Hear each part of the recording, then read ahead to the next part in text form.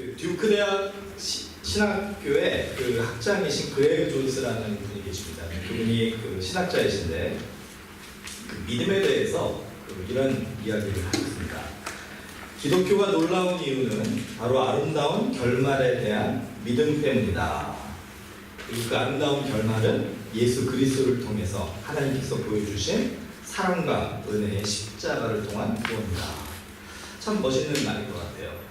우리가 예수님의 그 십자가가 우리에게 어떤 의미가 있는지를 온전하게 이해를 하는 그 순간부터 우리의 마음속에 이 세상에 대한 두려움이 사라지게 되는 것을 경험하게 됩니다. 왜냐하면 그 십자가가 우리의 죄를 사해 주셨다라는 그런 그 속죄의 의미도 있겠지만 그 십자가에서 보여주신 그 하나님의 사랑이 지금도 우리에게 여전히 베풀어 주시는 그 하나님의 사랑이라는 것을 우리가 깨닫는 그 순간에 예수님께서 두려워하지 말고 평안하라 라고 얘기하시고 또 예수님이 내가 세상을 이겨노라 라고 얘기하신 그 의미가 무엇인가. 이제 우리도 이 세상에서 그 믿음을 가지고 살아갈 때 이 세상을 승리할 수 있다는 그런 담대함이 우리에게 있게 되는 것 같습니다. 그렇기 때문에 이 욥기 8장에 보면 내 시작은 미약하였으나 내 나중은 심히 창대하리라 라는 그런 말씀이 우리들에게 믿음으로 믿어지게 되는 그런 경험을 하게 됩니다. 사업을 시작하시는 분들이 이 말씀 참 좋아하시죠. 내 시작은 미약하였으나 내 나중은 심히 창대하리라. 그래서 그 말씀을 이렇게 액자에다가 담아서 이렇게 벽에다가 딱 걸어놓기도 하고 또 가정들을 이렇게 방문해 보면은 그 가정의 그런 믿음의 소망이다라고 생각하시고 그걸 이렇게 걸어서 벽에 붙여놓으신 분들도 많이 계시더라고요. 그 이유가 무엇입니까? 이 그레그 존스가 말한 것처럼 그 하나님께서 이 믿는 자들에게 주시는 그 아름다운 결말, 또 하나님께서 우리 믿는 자들에게 주시는 그 아름다운 성공, 그 축복, 이것에 대한 소망과 믿음이 있기 때문에 우리가 그런 고백을 하게 되는 것 같습니다. 근데 여기서 우리가 한 가지 기억할 것이 있습니다. 그게 뭐냐면 그것이 우리의 그 결말이다, 우리의 목적지이다 라고 한다면 우리가 왜 그곳에 가야 되는지 이제 지난 몇 주 동안 우리가 같이 배웠었고 우리가 어디로 가야 되는지 우리가 가야 되는 그곳의 그 모습은 어떤 모습인지 그 목적지에 대해서도 우리가 같이 배웠었습니다. 그러면 이제 오늘부터 우리가 또 같이 생각해 봐야 되는 것은 무엇이냐면 그 목적지를 향해서 이제는 어떻게 가야 하는지를 우리가 배워야 된다는 것이죠. 많은 사람들이 이 목적지만을 생각하고 꿈을 꾸고 소망을 합니다. 하나님께서 이 내 나중은 심히 창대하게 해주실 것이다. 이 아름다운 결말을 주실 것이다. 이렇게 기도하면서 소망하는데 그렇게 생각하고 소망하고 기도하지만 그 목적지까지 가기 위해서는 아무것도 하지 않는다면은 그러면 우리는 여전히 제자리 걸음밖에 할 수가 없다는 것이죠. 우리의 머릿속에는 그곳에 가 있을 수는 있지만 우리가 직접 일어나서 우리의 몸을 손과 발을 써서 그곳으로 향해 가지 않으면은 우리는 결코 그곳에 도착할 수가 없다는 것입니다. 그렇기 때문에 오늘 디모데전서 3장에서 바울이 우리에게 어떻게 하면은 우리에게 이미 보여주신 이 아름다운 결말, 우리에게 보여주신 이 하나님의 풍성하신 축복의 이 목적지로 우리가 갈 수 있는지를 가르쳐 주시기 위해서 이제 디모데 3장의 말씀을 주셨다라고 얘기를 해줍니다. 3장 14절 15절 말씀 제가 읽겠습니다. 내가 속히 내게 가기를 바라나 이것을 내게 쓰는 것은 만일 내가 지체하면 너로 하여금 하나님의 집에서 어떻게 행하여야 할지를 알게 하려 함이니 이 집은 살아계신 하나님의 교회요 진리의 기둥과 터니라. 너로 하여금 하나님의 집, 교회죠. 하나님의 집에서 어떻게 행하여야 할지를 알게 하려 함이니. 디모데전서 3장 1절부터 13절까지 우리에게 주신 그 말씀의 이유는 무엇이냐? 그 목적은 무엇이냐? 바로 우리로 하여금 교회 안에서 어떻게 행하여야 할지를 가르쳐 주시기 위함이다라는 거예요. 여기서 이 교회를 언급한, 하나님의 집을 언급한 이유가 무엇일까? 우리가 흔히 생각할 때는 신앙인들은 교회 안에서보다는 교회 밖에서 정말 이 그리스도의 빛과 소금으로 살아야 되는 것이 아닙니까? 이렇게 얘기하고 생각하지 않습니까? 그런데 바울은 여기에서 그냥 모든 세상이 아니라 교회 밖이 아니라 교회 안에서 우리가 어떻게 신앙인으로서 살아가야 하는지를 배워야 된다고 얘기합니다. 그게 바로 우리에게 주신 이 아름다운 결말, 정말 하나님의 그 놀라우신 은혜 가운데 우리가 날마다 신비한 경험 속에서 하나님을 찬양하게 되는 이 아름다운 그 은혜의 그 소망의 자리에 가는 방법이다라고 얘기를 해주는 거예요. 자, 이유가 뭘까 한번 생각을 해봅니다. 왜 교회 아닐까? 어떤 경우에는 우리가 이런 경험을 하게 됩니다. 물론 다른 사람들을 볼 때는 자주 그런 생각을 하지만 문득 우리 자신의 모습을 볼 때도 그런 생각을 하게 되는 것이, 교회 안에서의 나의 모습과 교회 밖에서의 나의 모습이 조금 차이가 난다. 그런 부분들을 경험하게 될 때마다 우리 자신들에게 실망을 하는 거예요. 좀 위선적으로 보이기도 하고, 또 사람들이 내가 교회 밖에서 사는 모습을 혹시라도 보게 되면 나를 어떻게 생각할까 하는 두려움이 있기도 하고. 여러분, 주변에 그런 분들 볼 때마다 우리가 좀 손가락질하고 때로는 좀 판단하고 비판하고 그렇게 하지 않습니까? 교회 안에서는 정말 거룩한 신앙인처럼 살아가는데, 신실한 신앙인처럼 보이는데, 행동하는데, 교회 밖에서 월요일부터 토요일까지의 모습을 간간히 이렇게 보거나 들으면은 오히려 안 믿는 사람보다 더 나쁜 사람같이 그렇게 행동하는 사람들을 볼 때마다, 특별히 교회 직분자들이 그럴 때마다 우리는 좀 이렇게 신랄하게 비판할 때가 많이 있어요. 저도 이제 그런 경험을 많이 이렇게 했는데, 그런데 어떻게 보면은 다른 사람의 그 눈에 있는 들보를 보기 전에, 눈에 있는 먼지를 보기 전에 우리 눈에 있는 들보를 보라고 하셨던 것처럼 우리 자신의 모습을 좀 돌아보는 시간이 필요한 것 같습니다. 나의 위선적인 모습을, 교회 안과 교회 밖의 이 차이나는 모습을 나는 어떻게 해야 되는가? 제가 중고등부 사역을 할 때 좀 충격적이었던 경험이 있습니다. 캘리포니아에 있었을 텐데, 그 중고등부 애들이 이제 제가 처음에 이제 사역을 시작하러 갔는데 이제 저를 뭐라고 부를지를 몰라서 조금 머뭇머뭇하더라고요. 그래서 이제 2세 사역을 하니, 저는 이제 1세지만 그래도 2세 사역을 하니까 2세들에게 편한 호칭을 좀 부르라고, 그래서 제 영어 이름 스티븐으로 부르라고 했어요. 중학교, 고등학교 그 어린 아이들이 차마 제가 이 나이 차이가 좀 많이 나니까 저한테 제 이 퍼스트 네임을 부르지는 못하겠고, 그렇다고 또 그냥 패스터라고만 하기에는 좀 너무 거리감이 느껴지는 것 같고, 그러니까 나름대로 그 아이들이 절충안을 한 게 그 패스터 스티븐 이렇게 부르기로 결정을 하고 그렇게 불렀습니다. 이게 참 좋더라고요. 왜냐면은 제가 스티븐이라고 부르라고 했지만은 그래도 목사인데 기왕이면 그래도 패스터로 불러주면 여러분, 우리 이 한의교회 오셔가지고 여러분이 저한테 김동욱 씨 이러면은 제가 약간 좀 인상이 좀 안 좋아질 것 같아요. 그래도 이제 김동욱 목사님 이러셔야지 제가 조금 이렇게 얼굴이 펴지지 않겠습니까? 근데 이제 아이들이 이제 한국 교회에서 자라서 그랬는지 목사님을 배려하는 마음이 있더라고요. 참 좋았습니다. 그리고 새로 이게 누가 오면은 애들이 이렇게 불러주니까 자연스럽게 제가 무슨 교회 청년이 아니라 목사라는 무슨 사람들이 알고 부모들이 알고 저한테 이렇게 인사하고 이렇게 목사로서 대우를 해주시는 걸 보면서 참 편리하다라는 생각을 했었어요. 그런데 어느 날 아이들하고 같이 놀이동산을 갔습니다. 식스플래그라는 놀이동산을 갔는데 재밌게 롤러코스터를 이제 타고, 근데 굉장히 유명한 롤러코스터가 있어서 이제 그거를 좀 긴 줄인데 서서 기다리고 있는데, 그 중에 이제 어린 학생 하나가 아주 큰 소리로 저한테 얘기하는 거예요. 패스터 스티븐 하면서 금요일날 모임이 있냐고. 근데 이제 그 순간에 너무나 크게 얘기를 해가지고 그 줄에 서 있던 사람들이 다 저를 쳐다보는 거예요. 그러니까 이제 굉장히 당황이 되더라고요. 그래서 어떻게 얼버무리면서 있다고 대답은 해줬지만, 그때부터 이제 제가 막 식은땀이 나기 시작하고, 왜냐면 그 사람들이 제가 목사라는 걸 알았으니까 이제 저의 말과 행동과 애들 대하는 태도와 얼굴 표정과 이런 것들을 다 이렇게 눈여겨보는 것까지 느껴지는 겁니다. 제가 애들은 자꾸 저한테 패스 쓰고 얘기를 하는데 제가 어떻게 했었을까요?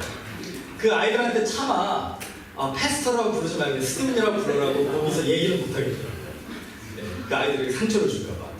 근데 계속 그렇게 얘기를 하니까 또 주변 사람들이 저를 쳐다보는 것이 너무 부담되고 부끄럽고 그래가지고 방법을 절충하게 찾은 게 가능한 한 교회 얘기를 하지 말자. 그래서 패스터라는 얘기가 나오지 않도록 아주 화제를 운동 얘기나 이런 거로만 바꿨습니다. 그 1시간 동안을 기다리고 있는데 아주 애를 먹었어요. 집에 와서 또 지금 그 시간이 지나고 나서 제가 이렇게 돌아보면 저의 그 당황하는 모습을 아이들이 눈치챘지 않겠습니까? 이 세들이 얼마나 눈치가 빠릅니까? 그 아이들이 저의 당황하는 모습을 보면서 얼마나 혼돈스러웠을까? 교회에서는 정말 막 성령 충만하라고 막 그렇게 아이들한테 막 기도시키고 막 그랬는데 정작 거기에서 패스터라고 불리는 것을 좀 당황해하고 불편해하는 그런 저의 모습을 보면서 아이들이 마음속에 좀 상처를 받지 않았을까. 지금까지도 참 미안한 마음이 많이 있어요. 근데 여러분 어떻게 보면은 이런 삶이 우리 크리스천의 삶의 경우가 많이 있습니다. 세상 밖에서와 세상 안에서, 교회 밖에서와 교회 안에서의 우리의 모습이 이렇게 차이가 날 때 어떻게 해야 되는가. 어떤 분들은 이렇게 얘기를 하시더라고요. 위선적인 모습은 좋지 않다. 그러니까 세상 밖에서의 나의 모습이나 이 교회 안에서의, 교회 밖에서의 나의 모습이나 교회 안에서의 모습이 일치해야 되니까 교회 밖에서 하는 그 모습을 그대로 주일날 와서도 똑같이 교회 밖에서 하던 그런 그 언어와 그런 그 생각과 그런 행동과 그런 사람들을 대하는 태도 이런 것들을 교회 안으로 그대로 가져와서 똑같이 하시는, 그게 오히려 한결같은 모습이다 이렇게 얘기하시는 분들이 많아요. 그래서 어느 큰 도시를 가보면은 뭐 교회 안에서 서로 막 멱살 잡고 싸우고 막 그러는데 막 고성하고 막 욕하고 막 이래도 전혀 이게 우리는 그래도 위선적이지 않다 이렇게 얘기를 하시더라고요. 여러분 그거는 절대로 저희가 본받으면 안 되는 모습입니다. 예수님이 너희는 세상의 빛이라 라고 얘기를 하셨잖아요. 그러면 우리가 교회가 우리의 세상의 빛이라고 한다면 우리는 어두운 세상으로 나아가서 그곳에서 빛이 되어줄 책임이 있는 것입니다. 어두운 세상이 우리 교회 안으로 들어와서 교회를 어둡게 하는 것이 하나님이 원하시는 것이 아니라는 거죠. 우리가 나아가서 정말 이 세상의 소금이 되라고 했잖아요. 그러면은 세상의 소금이 되기 위해서 세상에 나가서 그 썩은 세상에서 썩지 않도록 소금의 역할을 하는 게 맞는 것이죠. 교회 안이나 교회 밖이나 우리는 소금의 역할을 제대로 하는 게 맞는 거예요. 그 썩은 세상의 음식을 교회 안으로 가져와서 교회 안을 썩게 만드는 것이 위선적이지 않은 한결같은 모습이 아니라는 것이죠. 그래서 오늘 우리가 이 디모데전서 3장을 통해서 배워야 되는 것은 무엇이냐면, 하나님께서 우리에게 원하시는 것은 교회 안에서 먼저 우리가 믿음의 비밀을 가진 신앙인으로서 정말 하나님이 기뻐하시는 거룩하고 신실한 신앙인의 모습을 먼저 배우고 훈련하고 교회 안에서 그렇게 살아가는 것이 중요하다는 거예요. 제가 밖에서 패스터 스티븐이라고 불리는 게 불편하고 부끄럽고 부담스러워서 교회 안에서 와도 목사라고 부르지 마세요 이렇게 얘기하면 여러분이 저를 어떻게 생각하시겠습니까?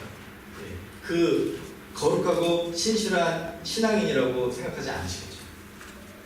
여러분 우리가 크리스찬이라고 우리가 부르려면 교회 안에서 먼저 좋은 신앙인이 돼야 돼요. 물론 인정할 것은 무엇이냐면 우리가 교회 안과 교회 밖에 항상 100% 동일할 수는 없습니다. 그렇지만 교회 안에서 먼저 우리에게 연습이 필요하다는 거예요. 교회 밖에서 우리의 일주일 동안의 삶을 공연이라고 한번 생각해 보세요. 우리 오늘 성가대 우리 두 분이 아주 멋진 연주를 해주셨는데 바이올린이나 클라리넷 열심히 그 연습을 해야지 이런 그 실제 그 공연을 할 때 아름다운 연주를 할 수 있는 거 아닙니까? 아무리 천재라 그래도 이 연습이 없이는 훌륭한 연주를 할 수가 없다는 거죠.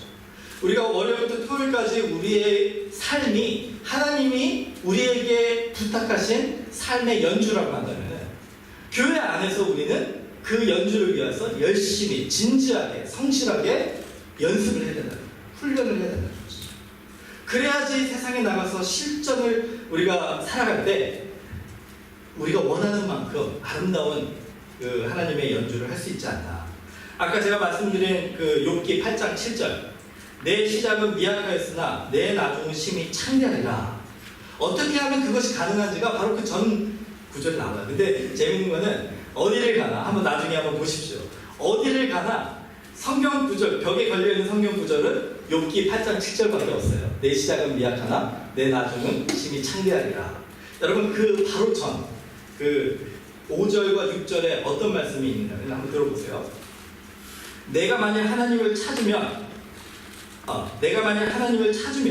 전능하신 이에게 간구하고 또 청결하고 정직하면 반드시 너를 돌보시고 내 의로운 처소를 평안하게 하실 것이다. 우리가 하나님을 찾고 예배하고 하나님 안에서 정말 기도로 간구하고 우리 자신을 정결하고 또 정직하고 하나님 안에서 우리의 그 믿음의 훈련과 연습을 정말 성실하게 하면 내 시작은 미약하였으나 내 나중은 심히 창대하리라는 축복을 주시겠다는 것입니다. 내 시작은 미약하였으나 내 나중은 심히 창대하리라 딱 붙여놓고 열심히 밤낮을 가리지 않고 일을 하면 그 창대함에 이르느냐? 그게 아니라는 거예요. 아무리 머리를 굴리고 아무리 전략을 써가지고 여러분의 사업을, 여러분의 가정을, 여러분의 개인의 삶을 창대하게 하려고 해도 그게 방법이 아니라는 겁니다. 하나님이 우리에게 그 아름다운 결말을 이루게 해주시는 방법은 우리가 하나님께 나아와 바로 이 교회에서부터 시작해서 예배와 간구와 기도로 주님이 원하시는 그 믿음의 훈련을 하는 것, 그리고 그 훈련을 한 모습을 가지고 세상에 나가서 그렇게 살아간다면 하나님께서 우리의 이 아름다운 이 결말, 이 목적지에 도달하는 축복을 주실 줄 믿습니다. 자, 그럼 어떻게 하면 이렇게 연습을 할 수 있을까요? 자, 이제 오늘부터 지금부터 제가 말씀드리는 이 두 가지는 교회 안에서 우리가 먼저 시작해야 되는 것입니다. 첫 번째, 믿음의 비밀은 자신을 절제하는 사람이 되는 것입니다. 자, 저를 따라해주세요. 믿음의 비밀은 자신을 절제하는 사람이 되는 것입니다. 3장 2절에서 3절입니다. 그러므로 책망할 것이 없으며 한 아내의 남편이 되며 절제하며 신중하며 단정하며 나그네를 대접하며 가르치기를 잘하며 술을 즐기지 아니하며 구타하지 아니하며 오직 관용하며 다투지 아니하며 돈을 사랑하지 아니하며. 에베소 교회를 포함해서 이 초대 교회에서의 이 감독 또는 집사는 지금 교회의 그 목사나 우리 장로와 같은 그런 직분자들이었습니다. 그래서 목사, 장로, 권사, 집사 이런 분들이 이렇게 그 당시에 초대교회 지도자들의 역할을 지금 이 시대에 하고 있다고 할 수가 있습니다. 저희도 이제 그 지도자를 세우기 위해서 이제 공동회의를 지금 기도하며 준비하고 있지 않습니까? 바울이 디모데에게 에베소의 교회의 지도자를 세우려고 이제 기도하면서 노력할 때 이 부분을 기억하라고 얘기합니다. 믿음의 본을 보여주는 사람을 우리가 지도자로 세우고 그들을 정말 주님 은혜 가운데 축복하며 기도해주고 섬기며 순종하며 따르는 것이 맞다라고 얘기하는데 그 믿음의 본은 무엇이냐? 여러분이 우리가 정말 교회 안에서 우리가 정말 신실하고 거룩하고 하나님 앞에 충성된 종으로서 그렇게 신실한 기독교인이 되기 위한 믿음의 본을 보여주는 그 모습은 무엇이냐? 바로 절제하는 사람이, 믿음의 절제를 하는 사람이 그런 사람이다라고 얘기합니다. 이 절제는요, 특별히 믿음의 절제는 수도꼭지와 같다라고 생각합니다. 여러분 그 세면대에 수도꼭지 있잖아요. 그 수도꼭지가 하는 일이 뭡니까? 물이 못 나오게 하는 거죠. 물을 계속 흐르고 싶어 하잖아요, 하수관에서. 근데 수도꼭지를 잠금으로써 우리는 그 나오는 물을 막는다라는 거예요. 굳이 그걸 막을 필요가 있나? 그냥 자유롭게 흘러가게 하면 더 아주 풍성한 물을 얻는 게 아닌가? 그런 마음을 가질 수도 있죠. 그러나 만약에 수도꼭지가 없으면 어떻게 될까요? 물이 계속 흘러나와서 세면대만 딱 있어야 되는데 세면대를 차고 넘쳐서 바닥에 떨어지게 되고 주변에 있는 그 다른 것들이 다 물 때문에 상하게 되고 나중에 계속 흘러나오면 어떻게 됩니까? 온 집안이 물에 잠겨버려서 완전히 못쓰게 되어버리는 거 아닙니까? 우리의 삶의 그 모습, 믿음의 모습도 마찬가지인 것 같아요. 왜 우리에게 절제가 필요하느냐? 수도꼭지와 같이 우리의 마음속에 끊임없이 오는 많은 그 욕심과 또 교만과 또 이 죄악들이 이런 절제가 있지 않으면은 우리를 망하게 하기 때문에 그렇습니다. 우리를 무너뜨리기 때문에 그렇습니다. 하나님의 주신 거룩한 꿈이 이 절제, 이 수도꼭지와 같은 믿음의 절제가 없으면 개인의 욕심이 되어버리게 되고요. 하나님의 주신 이 풍성한 재능과 은사들이 이 수도꼭지와 같은 믿음의 절제가 없으면은 다른 사람을 판단하고 정죄하는 이 교만의 도구가 되어버립니다. 이 우리에게 주신 이 많은 은혜, 그런 선물들이 이 절제가 없으면은 우리를 죄악에 빠지게 하는 그런 길이 되어버린다는 것입니다. 그래서 우리에게는 이 믿음의 절제가 필요해요. 감독과 그 집사만이 아니라 모든 신앙인들에게 바울은 오늘 절제의 그런 훈련을 하라고 가르쳐주고 있습니다. 여러분, 우리가 정말로 절제해야 돼요. 좀 참으면서 살아야 됩니다. 뭐 사람들과의 관계 속에서도 우리는 절제를 해야 되지만 나의 삶의 모습 속에서도 우리는 절제를 해야 됩니다. 제가 지금 손이 빨갛죠? 이게 왜 그런지 아세요? 절제하지 못해서 이렇게 됐습니다. 모기한테 물렸는데 그냥 가만히 놔뒀으면은 그냥 사라졌을 텐데 가려우니까 긁기 시작했거든요. 그 절제를 못하니까 이렇게 고생을 하는 거예요. 지금 사서 고생을 제가 지금 하고 있습니다. 절제를 못해서. 옆에 계신 분들에게 좀 인사할까요? 우리 절제하며 삽시다. 네, 절제하며 삽시다. 네, 안 하시네. 네. 여러분, 우리 속담이 이런 게 있지 않습니까? 똥이 무서워서 피하냐, 더러워서 피하지. 죄송합니다. 점심시간인데 똥 얘기를 해가지고 여기가 속담이니까 이해해 주시고. 근데 교회 안에서는 특별히 신앙인들과의 관계 속에서는 절대로 이렇게 말씀하시면 안 됩니다. 신앙인들과의 관계 속에서는 무서워서 피하냐, 더러워서 피하지라는 그런 생각조차 하시면 안 돼요. 그럼 어떤 분은 그러실 거예요. 그래, 맞습니다. 피하면 안 되죠. 우리가 같이 부딪히고 해결하고, 물론 이제 그래야 될 때가 많이 있어요. 그렇지만 그것도 맞는 말이 아니에요. 어떤 때는 피해야 될 때도 있습니다. 이게 수도꼭지인 거예요. 어떤 때는 관계 속에서도 절제가 필요한 때가 있어요. 피해야 될 때가 있습니다. 근데 피해야 되는 이유가 다른 사람이 나를 해보자 할까봐 무서워서 피하는 것도 절대로 안 되고, 그러면 이제 그거는 믿음이 없는 두려움인 거고요. 다른 사람이 더러워서 피한다는 건 뭡니까? 그 사람은 내가 이미 판단하고 정죄하는 그 교만 때문에 피한다는 거예요. 그것도 틀린 겁니다. 우리가 피해야 되는 이유는 예수님 때문에 피해야 돼요. 예수님께서 절제 안 하셨으니까, 예수님께서 참으라고 하셨으니까, 우리가 예수님 때문에 그 관계 속에서 수도꼭지를 잠그는 거예요. 내가 할 수 있는 말도 하지 않고, 내가 할 수 있는 일도 하지 않고, 예수님 때문에 거기서 잠시 참고 잠시 피하는 것, 이게 바로 절제의 능력이라는 거예요.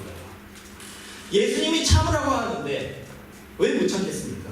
예수님이 그만하라고 하는데 왜 그만 못하겠습니까?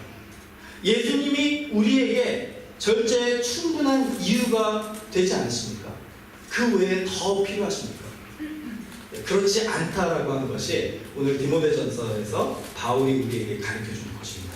자, 둘째로 믿음의 비밀은 무엇이냐? 깨끗한 양심을 가지는 것이에요. 저를 좀 따라주세요. 믿음의 비밀은 깨끗한 양심을 가지는 것입니다. 3장 8절에서 9절입니다. 이와 같이 집사들도 정중하고 일구이연을 하지 아니하고 술에 임박히지 아니하고 더러운 일을 탐하지 아니하고 깨끗한 양심에 믿음의 비밀을 가진 자라야 할지니. 여러분, 깨끗한 양심이 뭘까요?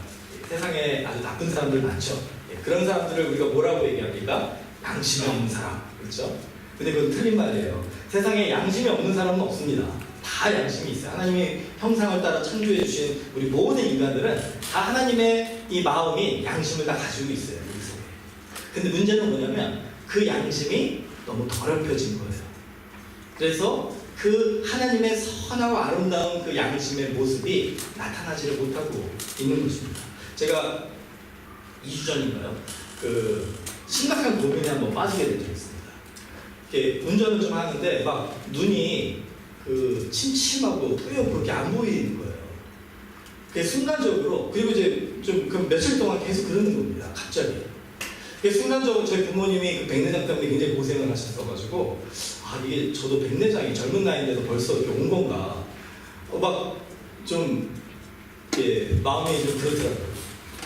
그래서 이제 어떻게 해야 되나, 고민을, 병원을 가봐야 되나, 막 고민을 하고 있는데, 어느 날 그 문제가 갑자기 해결이 됐습니다. 제가 우연히 이렇게 안경을 벗었다가 이렇게 보니까 그 안경에 기름 같은 게 묻었었는지 제가 이렇게 닦아도 그게 뿌옇게 계속 있었던 거예요. 그거를 하도 제가 바쁘게 지내다 보니까 그 안경을 닦는 거를 잊어버리고 그냥 그 눈이 문제인 줄 알고, 그래가지고 그냥 이렇게 이 천으로 이렇게 닦아도 잘 안 닦여져가지고 여기 그 마켓페어에 있는 안경집을 가가지고 좀 닦아달라고. 그래가지고 거기서 이렇게 뿌려가지고 이렇게 깨끗하게 닦아주더라고요. 그 다음에 제가 안경을 딱 썼는데 세상이 어떻게 보였을까요? 너무나 밝고 선명하고 아름답게 보이더라고요. 그게 눈이 문제가 아니라, 이렇게 침침하고 어두웠던 게 눈이 문제가 아니라 안경이 문제였는데, 저는 계속 눈만 비비면서 눈만 닦으면서 왜 이러지 이렇게 고민했던 거예요. 여러분, 그 안경이 이렇게 어두워진 것이 지금 오늘 얘기하는 그런 양심이 그 더럽혀진 것과 같다라고 생각하시면 됩니다. 때로는 우리의 마음 속에 정말 그 주신 하나님의 그 아름다운 마음이 우리의 삶의 여러 가지 경험들 때문에 이리저리 더럽혀진 우리의 그 마음 때문에, 양심 때문에 그게 아름답게 우리에게 발산하지 못하고 우리에게 걱정과 근심을 하게 한 데가 많이 있다는 거예요. 제가 이 주일마다 이렇게 칠판을 지우는데, 청소할 때 항상 그런 생각을 합니다. 여러분, 칠판 기억하시죠? 칠판에 여러분이 원하시는 내용을 쓰려면 제일 먼저 해야 되는 게 뭘까요? 이전에 쓰여진 글씨들을 지워야 돼요. 그 글씨들이 그 전에 그 글을 쓴 사람에게 어떤 의미가 있고 어떤 중요함이 있다 할지라도 내가 새로운 글을 쓰기 위해서는 이전에 쓰여진 글들을 다 지워야 돼요. 깨끗하게 지워야 됩니다. 여러분, 오늘 하나님께서 우리에게 깨끗한 양심을 가지라라고 얘기하시는 건 뭐냐면, 우리의 마음속에 쓰여진 그게 정말 낙서와 같은, 정말 하나님이 원하시지 않는 생각이든, 아니면 우리는 정말 그것이 중요하고 의미가 있다고 생각하는 아름다운 그런 계획이나 생각이든, 어떤 것이든지 관계없이 하나님께서 이제 우리의 삶 속에 하나님의 언어로 하나님의 이야기를 지금 쓰시기를 원하시기 때문에 우리의 이미 칠판에, 마음의 칠판에 쓰여진 그 글들을 지우라고 지금 말씀하시는 거예요. 깨끗한 칠판을 만들라고 얘기하시는 거예요.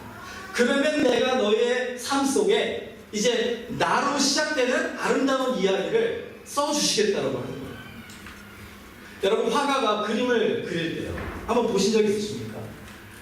화가가 그림을 그릴 때 처음에는 그냥 의미 없는 선을 그립니다. 의미 없는 색깔을 칠해요. 그러니까 우리들은 그렇게 생각합니다. 아, 저게 뭐지? 저거는 아이들도 저렇게 그릴 수 있지 않을까? 그런데 그 의미 없는 선들이 하나씩 함께 이렇게 합쳐져 나가면은 의미 없어 보이는 단순한 색깔들이 하나씩 아름답게 조화를 이루다 보면 그 화가의 마음속에 생각했던 그 아름다운 그림이 우리 앞에 펼쳐지게 되는 거예요. 어떤 때는 우리가 이렇게 생각할 때도 있습니다. 분명히 그림을 색칠을 했는데 그 색깔이 우리가 마음에 안 드는 거예요. 아, 이 색깔이 아닌데 내가 생각했던 그 나의 인생의 색깔은 이게 아닌데, 내 지금 앞으로의 이 단계에, 내 삶의 이 단계에 칠해져야 되는 색깔은 이게 아닌데 왜 하나님께서 이 색깔로 칠하라고 하시나? 왜 하나님께서 자꾸 이 색깔을 칠하시나? 불만이 가득한 거예요.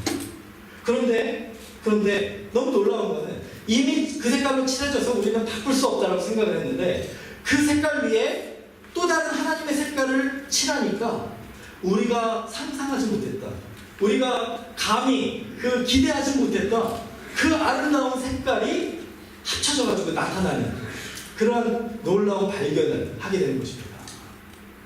여러분, 지금 여러분의 삶의 그림이 어떤 그림이든 어떤 모습이든지 간에, 여러분의 삶에 칠해진 색깔이 어떤 색깔이든지 간에 하나님이 우리에게 이미 만들어주신 아름다운 결말이 있다라고 한다면요, 그 하나님이 생각하시고 우리를 위해서 예배하신 그 걸음으로 그 길로 인도하시는 그 과정 속에 아름다운 화가 되신 하나님을 신뢰하는 것이 되게 필요하다는 거예요. 그 하나님을 믿고 지금 내 마음에는 조금 안 드는 선이라도, 지금 내 마음에는 좀 마음에 안 드는 색깔이라도 하나님께서 협력하여 아름답게 만들어 주실 것이라고 믿음으로 고백하고 감사하는 겁니다. 순종하는 겁니다. 받아들이는 거예요. 그리고서는 하나님 앞에 이제 하나님의 아름다운 그런 그 이야기를 내 삶 속에 그리고 써달라고 내 마음의 칠판을 아름답게 지워가는 겁니다. 여러분, 지우셔야 돼요. 안 지우면 그 위에 하나님이 아무리 아름다운 이야기의 글을 써주셔도, 여러분이 모든 사람들에게 감동을 줄 수 있는 그런 믿음의 경험들을 하나님이 준비시켜 놓으셔도 그 사람들이 읽을 수도 없고 여러분도 깨달을 수가 없는 거예요. 모든 복잡하게 쓰여져 있어서 우리가 먼저 지우는 일을 해야 돼요. 자, 그렇기 때문에 오늘 우리에게 이 말씀을 주시는 겁니다. 우리가 먼저 정말 믿음으로 절제하는 삶을 살고, 그리고 우리 안에 이 가득한 그런 그 하나님 외의 언어들을 다 우리가 좀 지우고, 교회 안에 와서 우리 예배 속에서 우리가 하나님을 예배하고 신실한 마음으로 하나님을 진지하게 찾아갈 때에 하나님께서 우리의 칠판에, 우리의 도화지에 아름다운 글을, 아름다운 그림을 써주심으로써 우리가 먼저 교회 안에서 잘 훈련받아서 이제 세상에 나가서 한 걸음 한 걸음 걸어갈 때마다 우리의 모습에 예수 그리스도의 형상이 나타나고 예수 그리스도의 영광이 나타나게 하여 주셔서, 이게 믿음의 비밀이라는 거예요. 여러분, 오늘 이 마음으로 주님 앞에 나아가는 여러분 되시기를 주님의 이름으로 축원합니다.